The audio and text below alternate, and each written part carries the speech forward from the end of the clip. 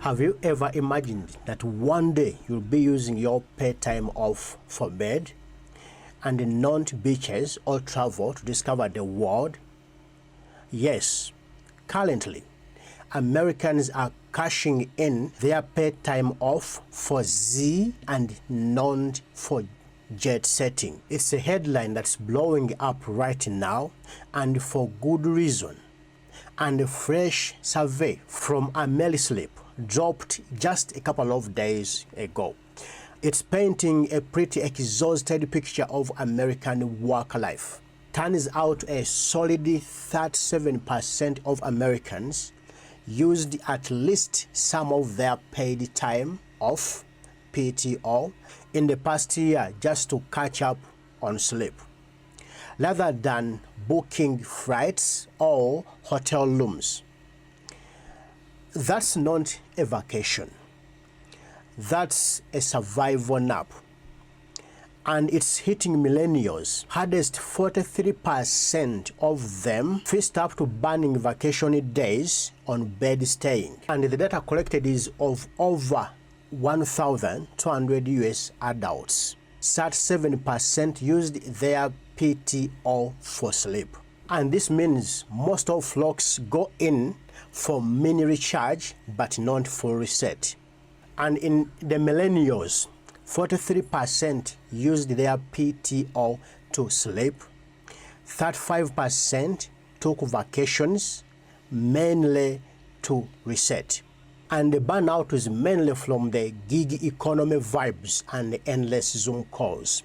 And for the income split, higher earners are those who earn from mainly $100,000. 26% use their PTO more likely to sleep. Maybe the wealthy have more stress or better beds to crash into.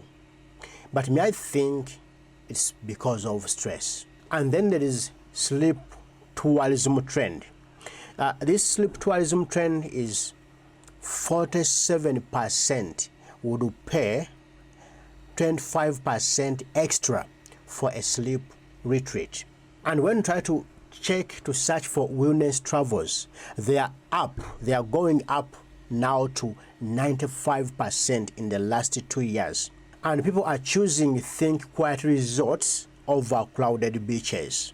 And I think this is a symptom of deeper fatigue. Rest has become a necessity and not a luxury. And this is called a red flag for an overworked society, with the average of US PTO having around 11 days a year, way below global norms, and travel costs spiking. It's no shock that at the new black menace, the actual staying awake. And I think here will bear with me witness that most people's PTO doesn't roll over and they don't make enough to travel. Not just again in the body alone. No, it's also in the brain. It's one's right to choose to travel or to sleep. Okay? I think no company or stranger gets to dictate how people recover. And I'm just waiting to see employers, billionaires might use this to justify cutting off paid time off, saying, I'm not going to pay you to sleep. Yeah, you might see that. I'm paying you to spend, meaning travel, beaches, go anywhere around the world, discover the world, but not staying in your house, on your bed, to just sleep. I'm not paying you for that. In my strong opinion, I think sleep paid time off isn't lazy. It's logical in a country where 1 in 3 adults skimps on rest due to work. Experts say it boosts productivity longer term, sparks creativity, and even sours up your immune system. But if we are all too whipped to wonder, that's a cultural fail. In quick fixes, I think we should hack our days.